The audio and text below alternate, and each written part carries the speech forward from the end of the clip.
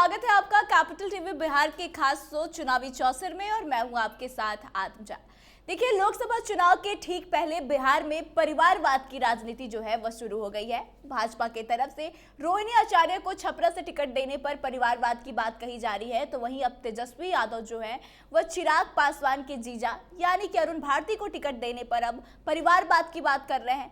दरअसल आपको बता दें कि कल नरेंद्र मोदी की बिहार यात्रा है और वह सबसे पहले अपने चुनावी प्रचार का शुरुआत जमुई से करेंगे, जहां के उम्मीदवार अरुण भारती है। और अब इसी को लेकर तेजस्वी यादव जो है वह नरेंद्र मोदी पर काफी ज्यादा हमलावर है और उनका कहना है कि नरेंद्र मोदी के कथनी और करनी में काफी ज्यादा अंतर होता है, क्योंकि नरेंद्र मोदी बार बार यह बात करते हैं कि परिवारवाद की राजनीति विपक्ष करती है, लेकिन खुद इस बार जितने भी कैंडिडेट एनडीए की तरफ से उतारे गए हैं उसमें ज्यादा लोग परिवार, उनका बैकग्राउंड जो है वह किसी ना किसी पॉलिटिकल पार्टी से ही है। तो ऐसे में परिवारवाद की बात जो है वह भाजपा करती है, लेकिन काम कुछ और करती है। तो ऐसे में इसी मुद्दे पर बातचीत करेंगे, साथ ही उन्होंने कई और सारी बातें करी है उस पर भी चर्चा करेंगे। तो इसी के लिए आज हमारे साथ स्टूडियो में मौजूद है senior journalist Saroj Singh ji. Sir, आपका बहुत बहुत स्वागत है। जी, धन्यवाद। सर, जिस तरह से आरोप लगाया जा रहा है तेजस्वी यादव की तरफ से कि भाजपा के कथनी और करनी में अंतर है, परिवारवाद की बात भाजपा करती है लेकिन खुद परिवारवाद को ही सपोर्ट करती है, सबसे पहले चुनावी यात्रा की शुरुआत जो हो रही है वह जमुई से ही हो रही है, इसके क्या मायने हैं? इसके बहुत सारे मायने हैं कि देखिए, तेजस्वी यादव और उनके खेमे को पता है कि प्रधानमंत्री जब पहली अपनी चुनावी सभा करेंगे तो सबसे बड़ा मुद्दा उठाएंगे वो परिवारवाद, लालू का परिवारवाद। तो उससे पहले ही एक काउंटर अटैक तेजस्वी यादव ने आज कर दिया कि आप बोलिए, उससे पहले हम ही बोल देते हैं।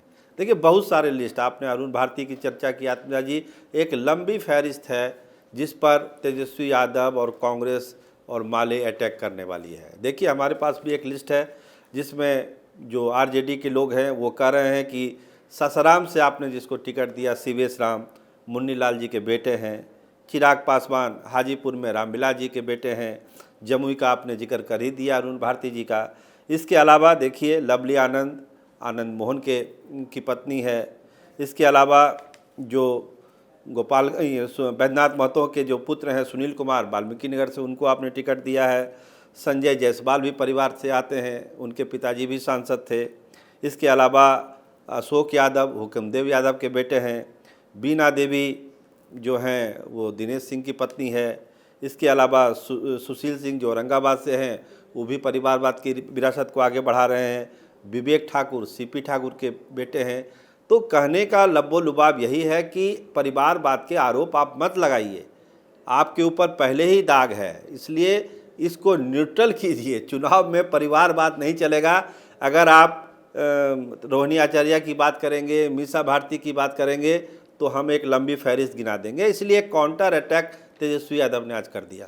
सर, हमेशा देखा जाता है कि कभी भी अगर भाजपा के बड़े नेता जो आते हैं, जो शीर्ष नेतृत्व में हैं, वो आते हैं तो सबसे पहले बिहार में तो परिवारवाद की बात करते हैं या फिर जंगल राज की बात करते हैं। तो अब तेजस्वी यादव ने जब पहले ही काउंटर कर दिया है तो ऐसे में उनका मुद्दा क्या बनेगा? क्या फिर से वो परिवारवाद की बात को उठा पाएंगे? देखिए, लगता नहीं है कि अब परिवारवाद वाले इशू को बहुत ज़्यादा प्रमुखता से उठाएंगे। अब एक इशू है जंगल राज। देखिए, प्रधानमंत्री ने कल जब बूथ लेवल कमेटी की बात की थी तो उसमें उन्होंने एक बात ज़रूर की थी कि जो नई पीढ़ी है, जैसे आप लोग की जो पीढ़ी है, आपके बाद वाली पीढ़ी जो पहली बार वोट करने जा रही है, उनको ये बतलाने के लिए प्रधानमंत्री ने कहा है अपने कार्यकर्ताओं को, अपने कैडर को, कि आप उनको बताइए कि आज जो राज है और जंगल राज जो था उसमें फ़र्क क्या है। क्योंकि उस पीढ़ी ने जंगल राज को नहीं देखा है, ना उसको भुगता है। तो प्रधानमंत्री ने बहुत ही स्पेसिफिक तरीके से कहा है कि आप जंगल राज के बारे में नई पीढ़ी को बताइए कि वो जाने कि वो राज कैसा था, लोगों को कैसी मुसीबतें हुई थी, लोगों के जान पर कैसे आफतें थी, लड़कियां घर से नहीं निकल पाती थी, महिलाएं दहशत में रहती थी कि उनके हस्बैंड ऑफिस से सुरक्षित आएंगे कि नहीं आएंगे। तो ये एक जंगल राज को लेके प्रधानमंत्री ने खुद दिया और एक इशारा कर दिया कि बिहार में जो भी चुनाव प्रचार होगा उसमें जंगल राज एक बड़ा मुद्दा होने जा रहा है बिहार में। सर, तेजस्वी यादव ने एक और बातें कही है कि जिस तरह से कांग्रेस में शामिल हो रहे हैं भाजपा के विधायक, उससे कहीं ना कहीं भाजपा में असंतोष की स्थिति है। वो लोग खुद शीर्ष नेतृत्व के फैसले से संतुष्ट नहीं है, जो जिस तरह से टिकट का बंटवारा किया गया है। तो क्या आपको वाकई में ऐसा लगता है कि भाजपा के जो विधायक है उसमें असंतोष है, वो लोग खुश नहीं है शीर्ष नेतृत्व के फैसले से? देखिए, कई दफ़ा हम लोगों ने चर्चा कर रखा है कि जो फैसला हुआ नीतीश कुमार को एनडीए में शामिल कराने का लेकर, या फिर जो टिकटों का जो बंटवारा हुआ, महिलाओं को जगह नहीं दी गई, कुशवाहा बिरादरी को उस हिसाब से भाजपा की तरफ से जगह नहीं दी गई, तो तमाम तरह की चीज़ें हैं। लेकिन चुनाव ये लोकसभा का है और चुनाव मोदी जी के नाम पर लड़ा जा रहा है। आप बिहार में कहीं चले जाइए, किसी सीट पर भी चले जाइए, आपको कहेंगे कि हम मोदी को वोट दे रहे हैं। एकदम सच्चाई यही है। वो नहीं कह रहे हैं कि हम फलां कैंडिडेट को दे रहे हैं, हम रविशंकर प्रसाद को दे रहे हैं, हम रामकृपाल यादव को दे रहे हैं, हम अरुण भारती को दे रहे हैं, या फिर हम चिराग पासवान को दे रहे हैं। वो सीधा कहते हैं कि हम मोदी को वोट दे रहे हैं। क्योंकि चुनाव मोदी के नाम पर हो रहा है, मोदी के लिए हो रहा है, उनको प्रधानमंत्री बनाना है, तो मोदी फैक्टर ही है। ये जिस विरोध की आप बात कर रहे हैं वो एक सच्चाई है, ज़मीन पर है। विधानसभा चुनाव जब होंगे ना, तब ये सब चीज़ों का बहुत प्रभाव पड़ेगा। अभी जो चीज़ें आपको दिख रही है, और संतोष या फिर नाराज़गी, वो सब है, तमाम जगह वो बरकरार है। जैसे ही लोकसभा चुनाव खत्म होगा, प्रधानमंत्री जो जिनको बनना होगा जनता बनाएगी, बना देगी। उसके बाद जब विधानसभा चुनाव का जो सिलसिला शुरू होगा, उसमें भाजपा को और जनता दल यूनाइटेड को एक बड़ी नाराज़गी झेलनी पड़ेगी अपने कैडर से, कार्यकर्ताओं से और नेताओं से भी। तेजस्वी यादव जो इशारा कर रहे हैं वो सही इशारा है कि एक नाराज़गी है। देखिए, चुनाव में नाराज़गी दोनों महागठबंधन में भी है, लेकिन एनडीए की तरफ भी है। लेकिन एनडीए वाला जो नाराज़गी है उसको महागठबंधन की नाराज़गी से थोड़ा अलग करके देखने की ज़रूरत है, और वो नाराज़गी विधानसभा चुनाव में एनडीए को बहुत ही नुकसान पहुंचाने वाली है। सर, नरेंद्र मोदी कल बिहार आ रहे हैं और अपनी चुनावी यात्रा की शुरुआत जो है वो जमुई से कर रहे हैं, तो इससे चिराग पासवान के जीजा को कितना फायदा पहुंचेगा? देखिए, 19 का चुनाव भी जो प्रधानमंत्री ने बिहार में शुरुआत की थी वो जमुई से ही की थी, और इसको लोग एक शगुन के तौर पर मान रहे हैं कि जमुई में जिसके कदम पड़ गए, समझिए कि उनका भला ही होना है। तो उस धरती को लोग मानते हैं कि शगुनिया धरती है, और प्रधानमंत्री अपना आगाज़ अगर यहाँ से कर रहे हैं जमुई से, तो उनको लगता है कि इस बार 39 नहीं बल्कि 40 सीट हम लेंगे। दूसरा सवाल आपका अरुण भारती को लेकर था कि अरुण भारती को कितना फ़ायदा होगा।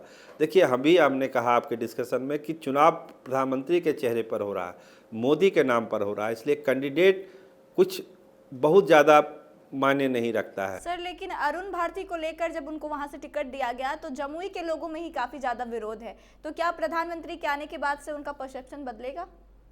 बदलेगा, विरोध तो है। हम लोग भी जमुई के इलाके में गए थे, विरोध है, बहुत जगहों पर विरोध है, केवल जमुई लोकसभा में नहीं है, बहुत जगह विरोध है जहाँ पे टिकट दे दिया गया है। आप समझिए कि पटना में विरोध है, रविशंकर जी को टिकट दे दिया है, यहाँ भी विरोध है। सुशील सिंह को औरंगाबाद में टिकट दिया, वहाँ भी विरोध है। लेकिन विरोध अपनी जगह पर है, जैसे हमने चर्चा की अभी, विरोध है, लेकिन प्रधानमंत्री जहाँ जाएंगे अपनी बात रखेंगे, और जनता भी जान रही है कि ये चुनाव प्रधानमंत्री का है, मोदी का चुनाव है। इसलिए लोकल इश्यूज, लोकल नाराज़गी, लोकल नेता, कैंडिडेट कोई मतलब नहीं है इस चुनाव में। अभी तक जो देखने में आया है, कैंडिडेट अपने हिसाब से 4%, 5%, बहुत आप पॉपुलर हैं तो 10% वोटों को आप मैनेज कर सकते हैं या प्रभावित कर सकते हैं। बाकी जो 90% का खेला है वो नरेंद्र मोदी के नाम पर ही खेल होना है, उनके चेहरे पर ही होना है। अगर भाजपा और एनडीए के उम्मीदवारों को वोट मिलना है और जीतने वाला वोट मिलना है तो वो चेहरा नरेंद्र मोदी है। कैंडिडेट को लोग नहीं देख रहे हैं चेहरा नरेंद्र मोदी का। सर, आपका बहुत बहुत धन्यवाद।